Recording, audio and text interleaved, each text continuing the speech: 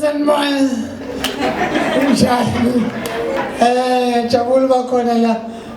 Ngishathwa bengenzani kuphi bengengikwazi ngabikho. Ukuzo celebrate losuku lolubaleka ngalo. Labambonami. Cabanga sonke la. Personally nama stories for days. Wena nje ziningi zakho ngiyakubona.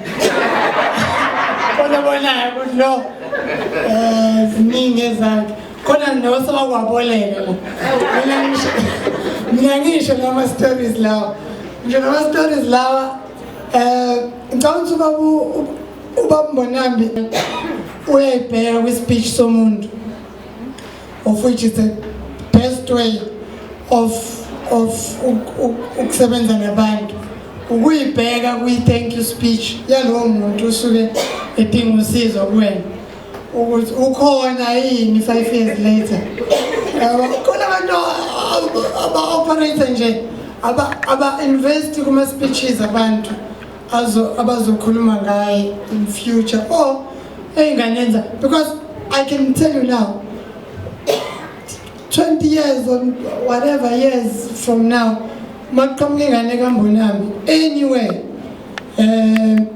kula abantu abasebathinte khona abantu othi makufika ingane yakhe uthi uzalo bani ayishiya mntanami sizokuthinta sekuphelile la communication ekhona phakathi kwakho naleyo ngane ngoba kanti izalo bani but uBambonambi uyazi ukuthi makufika ingane yakhe anyway uthi uzalo bani Mbonambi Mbonambi ngeke phela mhlela pha ingane yakho iwitness ibona abantu bawuthu bekhuluma ngobaba wakho wena wakasizakala ngitholeni ijizana because yeah you need to invest kuma speeches abantu secure your place kuma speeches abantu ubambona mankhezi ngisho ukuthi no wonder bemnikeza ibudget encane because mama ngamnikeza ibudget enkulu kungaba nezigwili ezingaziwa zodwa because u-investor kwi-idea not ukutheninize nobani leyo nto leyo of which is a very rare talent ukuthi umuntu u-investe kubantu nje kumuntu ntu wakanene ongamazi nowakantuli ofikile nje wathi unento ayicabangayo wena ukwazi ukumlalela lowo muntu loyo it's a very rare talent so I think ngikhulumela abantu abaningi if I say that we thank God for abantu abakwazi mina the time incwadi yami sengiqala ukugive up kuyona one of abantu abakhombisa ukuthi no there is more kuleyo ncwadi than you think ukuthi abantu abakaboni manje akusho ukuthi ayikho leyo nto yabo it's just that ukubona kwabantu akufani you know mina sengibonile hence ngiyakusupporta in terms of incwadi zakho nabanye bazobona ngelila in fact that gave birth to a different idea ukuthi oh actually I can go to different companies and pitch my book ukuthi hey ungathengela stuff sakhe incwadi so it gave birth to that idea ukuthi sengibuya utshalo arts and culture because of what transpired through our conversation back then so Babu Mbonambi we hope this is the beginning of ukubuka izithelo zakho because I can tell you now amagama ahamba ibanga elide kunesikhathi I always say that because ngicabanga ukuthi yini engakwenzela yona ngicabanga izinto engakuthengela zona ngase ngathi no I need to be there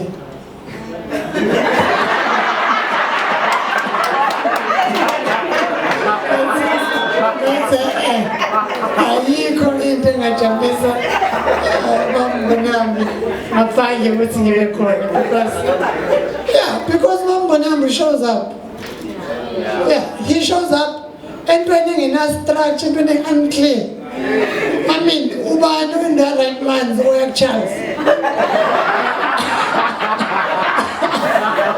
Nobody goes to Charles. But we'll make it a point. Ukuthi uyahamba eqinisa umsebenzi kaCharles. Nami ngafunda ukuthi angiye Charles noma ngingasebenzi. Just uqinisa umsebenzi kaCharles. See, that's the leadership skill esidingayo. Ukufundisa ngokwenza. Yabona ukuba practical emfundisweni zakho. Not ukuthi ukhuluma enye into wena wenze enye into. Yabona? So ngiyacanda nje ukusho ukuthi bambona thina ke abanye bethu sifunda likhulu kwena ngisho ukuthi ngisho uthule siya analyze uthula kwakho and apply it ukuthi kule situations awukhuluma. So and siyabongela nje nanokuthi siphinde sibonge nomambolambi as well because hlezi ugqoke ishirt elayiniwe and ngicabanga ukuthi wena wayinayo angaze ngicabanga ize ngifike lapho. So sibonge nje ukuthi umambolambi is trying by all means to keep you sane. Ngoba umsebenzi ukuba ukuphatha abantu nje hlezi kukhona ufuna angizazi omunye umuntu waphela kanjalo umsebenzi ukhuzini ulinde usibe phela bambuza ukuthi na uyibone kuphi in 5 years yena wathi 5 years ngibona ngiphethe ukhozi wathi mebala umphathi wathani ngizobe ngingaka-resign uzobe phethe kanjani. So yikho ngithi siyafunda nokuthula kwakho kuma-ambitions akho ukuthi ezinye izinto awuzisho uyazenza. So siya-appreciate lokho kakhulu. I mean, looking at this house, because akumnandi ukukhuluma ngento eyodwa, but this is how I've analyzed lento le yokukhuluma ngento eyodwa kanti ngeke okay. You can, for example, you know ukuthi ukudayisa a picture, it's not an easy thing because you're selling a picture of where you are to a person who's with you physically. So you are trying to sell that picture to that person. No, actually I want us to go there. Uthi la kuphi? Uthi no, ngifuna selapha kulizwi kanje kulo mhlaba kuphila kangcono because abantu khona baphila with harmony, akekho uthuka omunye, akekho konjani, wonke umuntu uyasizana. Wonke umuntu uyasizana, ukhona umhlaba onjalo. Okay, bese uyamshiya umuntu ngoba akasiboni lesi sithombe. Uhambe wena uyophila kulowo mhlaba. For some reason kulowo mhlaba okade uzama ukuchaza bese kwenzeka imali. Wena tudayise ubuntu as a concept. Bese kubuntu wena bese uhamba wethu umshiye yena because akafuna ukuza nawe. Bese kwenzeka imali kubuntu bese ethi lo muntu hawu yababona sebeyashiya ngoba nakho sebe right.